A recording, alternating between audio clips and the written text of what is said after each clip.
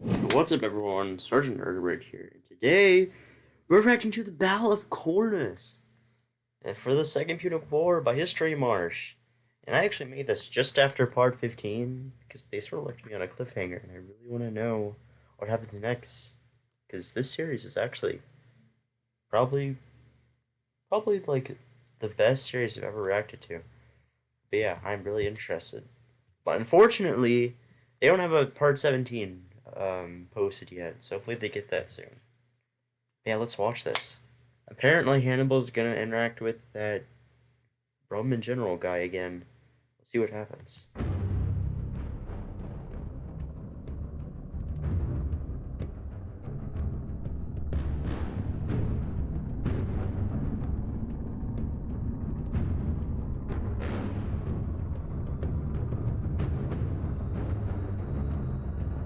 By the autumn period of 216 BC, Hannibal was consolidating his power base in southern Italy.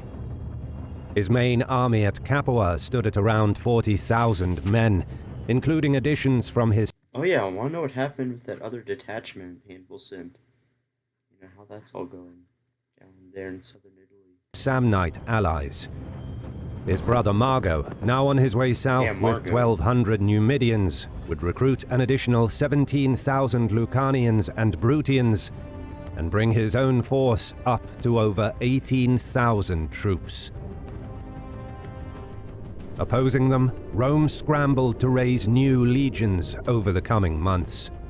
An impressive 80,000 troops would be put to field in Italy, with the majority concentrated in the south. But despite the Roman numerical strength exceeding that of their enemy, many of these were inexperienced recruits who felt abject terror at the thought of meeting Hannibal in battle. Worse, in some of the settlements of central Italy, the number of Roman and allied fighting men began to dwindle, which was a testament to the blood toll exacted on them by Hannibal's tactical superiority and his wealth of ideas on the battlefield.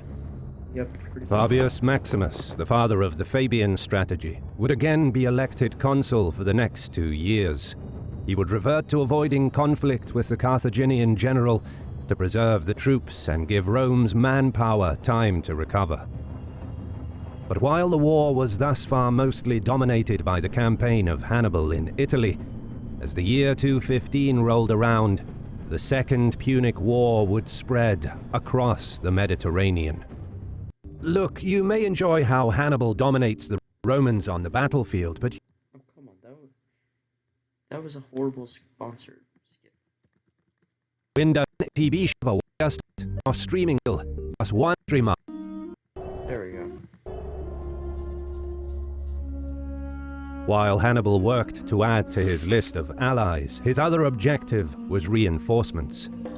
His brother Mago advanced south and besieged Petelia.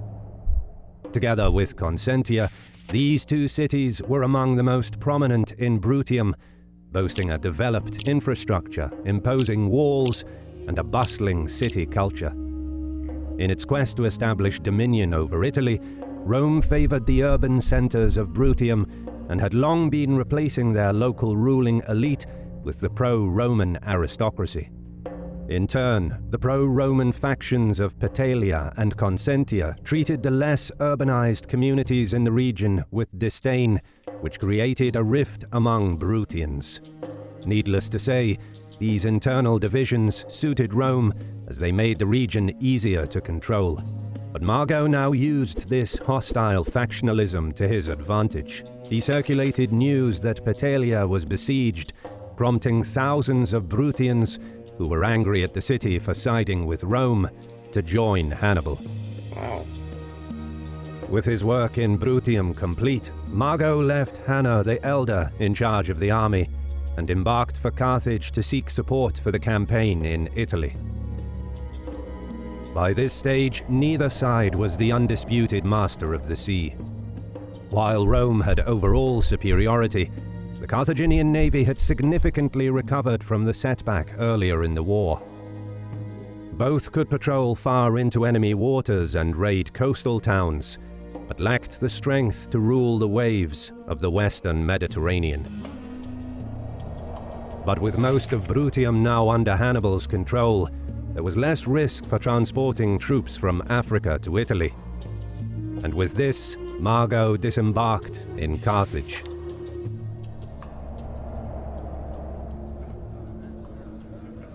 Murmurs reverberated in the packed Senate hall. In attendance, all of Carthage's notables anxiously waited. Then Mago rose to speak, presenting before the Senate the progress of the campaign in Italy. Colleagues, countrymen, since crossing the Alps, Hannibal had won several victories, including 3 great pitched battles against Rome's main armies, 2 of which were completely destroyed and their camps looted. And now the Romans avoid fighting us altogether out of fear. 200,000 Roman fighting men are slain and 50,000 prisoners are taken. Italy is in a state of revolt, and the south had gone over to Hannibal. With a single army, Hannibal had achieved all of this against several Roman armies. Mago then turned away from the map to present to the Senate a bag filled with hundreds of golden rings belonging to the Roman aristocracy that fell at Cannae. He asked for funds and additional armies to be sent to Italy. With another 20 to 30,000 troops at his disposal, Hannibal would break Rome. Mago's presentation suggested that with the 18,000-strong army that he himself had recruited, consistent pressure could be applied in Bruttium until the last of the cities loyal to Rome either came to Hannibal's side or were taken by force. Another army of 20,000 from Carthage could take and hold Apulia and its vital ports, thereby cutting Rome's ability to contest the waters of the Ionian Sea. This would open lines of communication between Hannibal and a likely ally, Philip V of Macedon, enabling uninterrupted transport of ships, provisions, and troops. Finally, stationed in Campania with his main host, Hannibal would have complete control over southern Italy. With 3 armies in close proximity, capable of quickly combining their forces, as well as controlling their respective areas individually, Carthaginian authority over local communities and cities would be absolute. As such, Hannibal could fully exploit southern Italy's manpower and resources to beat the Romans at their own game, the war of attrition, and could use his tactical brilliance to dominate the Romans on the battlefield. Hearing Mago's report, most of the Senate rejoiced. But, as fortunes of war would have it, Hannibal's worst enemies were not in Rome, but in Carthage. When Hanno II stood up to speak, a heavy silence fell upon the room. He was an immensely powerful aristocrat and a veteran commander, albeit not a very competent one. Most of his wealth and political power was derived from his stake in the silver mines of Iberia and the heavy taxation he imposed on African tribes that lived on the vast expanses of land which he owned. As such, in the Senate he represented the interests of the wealthy, for whom it was profitable to sue for peace with Rome, even with unfavorable terms for Carthage, because a peace agreement would enable Hanno and his supporters to assume their maritime commercial operations. In addition, their interests in rare metals is the reason why Hanno favored redirecting reinforcements to protect Iberia, and why he preferred territorial expansion not into Italy, but into Africa, where he and his powerful friends stood to profit from expanding their already endless tracts of taxable land. Oh yeah, also, someone in the comments told me that the Senate of Carthage was mostly just represented by really rich people. Like, instead of just, like, everyone. So, this message will likely resonate with the Senate, unfortunately. These discrepancies between the interests of the super-wealthy and the war effort of Carthage was what made Hanno the leading opponent of the Barca family and their war of conquest in Italy. He addressed Mago. "You say the armies of the enemy are slain, yet you ask for more soldiers. You say the enemy..." Well, because they haven't won yet, and they want to win. Camps are looted, yet you ask for corn and funds. I wonder, if you ask for all of this help, is Hannibal truthful about his victories? If he is, then I say he doesn't need help from us, and if he is not, then he doesn't deserve it. At hearing this, senators from the docks behind Hanno cheered him on. He continued, "You say, Margo, that Roman power is annihilated and that Italy is in a state of revolt. I ask you then, has a single Roman or any of the 35 tribes come to our side?" Yeah, the south. "No, Okay. they have not," Oh. Margo replied. Hanno went on, "Then there are still too many Romans left. Do you know then, Margo, is the enemy's will to fight broken? Have they approached Hannibal for peace?" "I do not know," Margo answered. "A truthful answer,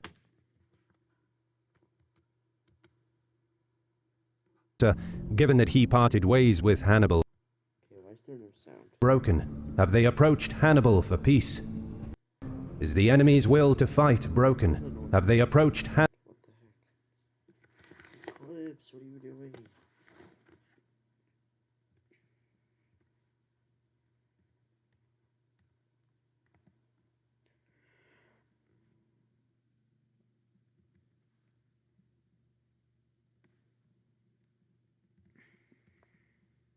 Answered. A truthful answer, given that he parted ways with Hannibal soon after the Battle of Cannae, and was unaware if any negotiations with Rome were taking place. Well then, Hanno concluded, with many Romans still in the fight and no treating of peace, you have made no progress since the start of the war. I say, if Hannibal's victories are true, he should seek terms with Rome and not ask for help from Carthage. For if he cannot obtain peace after his supposed victories, what terms will he be able to obtain if his fortunes against the Romans change? It seems to me that we are not discussing peace, but only talking about helping the agenda of one man, Hannibal. Hanno clearly showed in this senatorial meeting why he was one of the most capable orators of his time. But as clever as he was in discrediting Hannibal, the supporters of the Barcids were outraged, and they had every reason to be. Hanno insisted that Carthage must negotiate with Rome, that peace was necessary, thereby implying that Carthage should not and cannot risk Why is someone sleeping? the consequences of losing the war, but must make peace now while the going is good. If this fear of defeat ever reached the enemy, for the Romans it would be like smelling blood. Despite their setbacks against Hannibal, with such division among Carthage's top officials, the Romans would know that they had already won the war. So it's needless to say that Hanno's dissemination of this dangerous rhetoric directly undermined Carthage's war effort and perhaps its future as an imperial power. As Hannibal once said to his men, war is won by those who are ready to conquer or die, and Rome had already shown its readiness to conquer or perish. Carthage, having chosen to walk the path of empire for 600 years, had to show that same resolve if it was to be victorious and retain its imperial status. Hannibal's supporters further argued that, as the only man who showed consistent success in command, deep in enemy territory no less, he must be supported, even if Iberia was lost. In their view, to conquer a peace agreement at the gates of Rome meant that the withdrawal of Roman troops from Iberia could be demanded as a condition during negotiations, and Carthaginian dominance over the western Mediterranean could be restored. Amidst this ongoing political turmoil in Carthage, the majority of the Senate was nevertheless impressed enough with Margo's report to vote in favor of sending him back to Italy with an army and funds to aid Hannibal. A host of 12,000 African infantry, up to 6,000 Numidian Only 40 elephants, what the heck? cavalry, and around 40 elephants were to be assembled. But Hanno's political tentacles reached across the empire, and he would severely slow down the recruitment of Hannibal's reinforcements at every turn, prolonging the process for around 6 months. Whoa. Then, as the latter days of autumn brought with them the scent of the stinging coldness that was just around the corner, a message arrived from Sardinia. It was from Hampsicora of Cornus, a Sardo-Punic political leader and one of the richest landowners of Sardinia. Much of the island was still dominated by the Punic elite, especially along the western and southern coasts, which were part of the Carthaginian Empire for over 250 years, until Sardinia came under Roman control just 20 years ago, in 237 BC. This resulted in a strained relationship between the Romans and Sardinia's ruling class and its population. Occasional clashes flared up, but the legions were largely able to keep the peace and exploit the island's rich resources of grain, salt, wine, and olives, as well as several big mining operations of gold and silver, a valuable source for minting new currency, and lead, which was used in various fields of civil life, from crockery to water pipes. But most importantly, Sardinia was a vital point for controlling access to Roman waters and could serve to intercept Carthaginian shipping to the south. However, the situation was now ripe for revolt. The ambassadors that carried the message pleaded for help, and the Carthaginian Senate made a decision to mobilize another army of 12,000 infantry and 1,500 horse to be sent to Sardinia under the command of Hasdrubal the Bold. Doesn't look bold. Meanwhile, on the rest of Ireland, Hampsicora was joined by Hanno of Tharos. Their combined force motivated more cities to rise up, and some of the inland tribes pledged their support as well. Rebellion in Sardinia had begun. How did the Romans not lose? What the heck? News of the unrest had reached Praetor Quintus Mucius Scaevola, a member of the ancient and noble patrician family. He immediately sent word back to Rome, asking for help. Uh-oh. How can Rome even help at this point? They have their hands full right now. The Roman legion under his command was under strength due to sickness that he too suffered from and was unable to perform his duties. Provisions and payments for the troops were irregular amidst the chaos of the war, which only made the situation worse. Upon receiving his message, the Roman Senate hurriedly sent Titus Manlius Torquatus with a small contingent and provisions to patch up the legion in Sardinia. Titus was a distinguished Roman politician, twice a consul in 235 and 224 BC, and a member of the Manlia family, one of the most important patrician families of the Republic. Once he disembarked at Cagliari, Titus temporarily assumed command, bringing news that more reinforcements would come next spring. But upon learning of the activities of the rebels, he realized that he would not be able to hold out through the winter.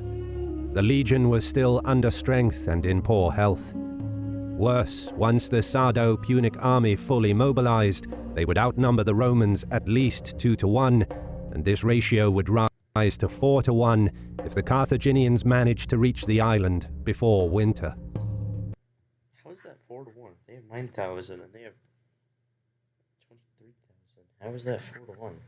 Something needed to be done now. So Titus took provisions to last a few days and gathered no more than 6,000 men that were fit to march towards Cornus. Meanwhile, Hampsicora journeyed into the Sardinian interior to recruit troops from the tribes that declared their support for the uprising.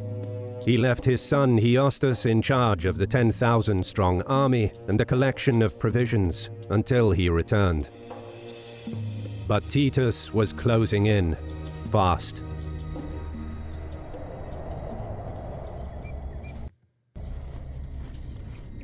On approach, the numerical advantage of the Sardo-Punic army was clear. Tucked in between the sea to the west and the hills to the east, they held a strong position, with the walls of Cornus behind them. But Titus observed that the enemy was not in full battle order, and that no archers were manning the walls. It appeared as if they were not expecting a battle. He ordered the Roman line forward. All too aware of the poor physical condition of his men, Titus slowed the advance to a crawl, making it easier for his tired troops to maintain their formation. He had hoped that by closing the distance he would unnerve the enemy and force them into committing themselves forward. If the Sardo-Punic troops broke formation to charge, this would give the compact Roman legion a chance. But Hiostas's orders were not to attack. Titus gradually halted his advance a mere stone's throw away from the opponent, yet they wouldn't move. Understanding that it would be impossible to dislodge a more numerous and better rested army from their defensive position, the Roman general resorted to harsh language. He berated Hiostas, questioning his bravery and his manhood. Some of the centurions joined in with their own insults.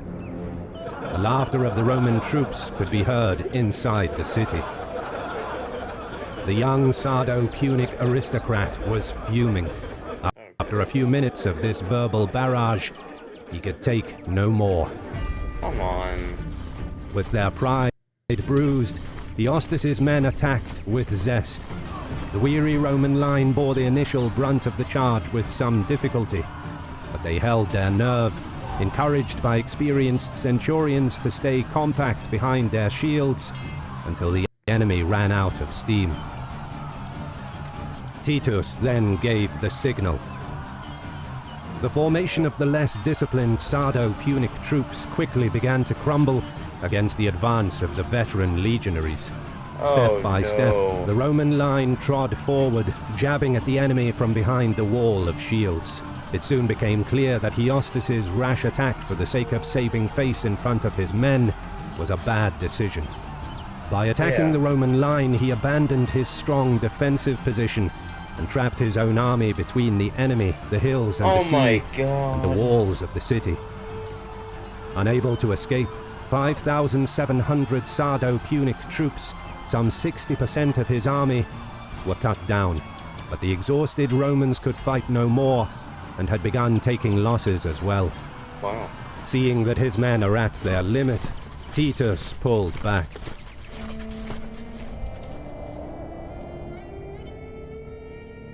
The Roman victory at Cornus did not succeed in destroying one Sardo-Punic army before another one could be assembled, but it gave Titus some time to prepare for the next encounter.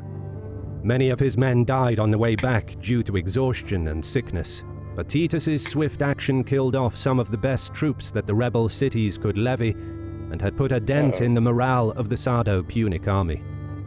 Whatever troops Hampsicora recruited from the other cities and tribes further inland, he would now likely be more inclined to wait for the Carthaginian army to come to his aid than to take on the Romans himself. For now, the Roman army in Sardinia held on. Thank you so much for watching. Oh, come on. Well, that's the episode. Thank you everyone for watching. That was very interesting. Yeah, thank you everyone for watching, and goodbye. Stay tuned for the next episode. Well everyone, if you enjoyed this video, make sure to like it and subscribe to my channel. And turn on the notification bell thingy. And if you didn't, then make sure to leave a thumbs down. But yeah, that would be greatly appreciated. And while you're at it, go ahead and watch my other videos. They're probably just as good, and if not better than this one right now. Except for my oldest videos, don't watch those.